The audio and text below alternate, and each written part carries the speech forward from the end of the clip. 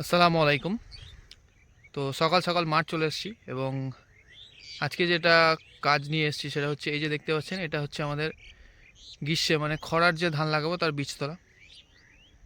তো প্রথমেই দুঃখিত একটা জিনিসের জন্য যে এই বীজতলাটা প্রসেস এবং বীজ ফেলার সময় আমরা ভিডিও করতে পারিনি, কারণ অতিরিক্ত কাজের চাপ থাকার জন্য তখন ধান নিয়ে একটু ব্যস্ত ছিলাম।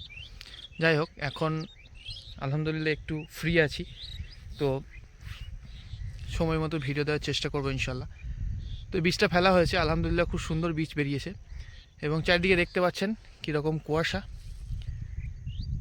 তো একটা সিদ্ধান্ত নিয়েছি যে একটু সকাল সকাল গরম পানি এর মধ্যে দিয়ে দিলে হয়তো কাজ হবে, কারণ এই সময় অঙ্কুরোদ্গম করার জন্য গরম পানিটা অনেকটা কার্যকরী। তো সেই মোতাবেক সিদ্ধান্ত নিয়ে আমরা মানে আমি আর কি সকালবেলা এটা গরম পানি ভরার জন্য এসেছি। তো চলুন দেখানো যাক পুরো প্রসেসটা।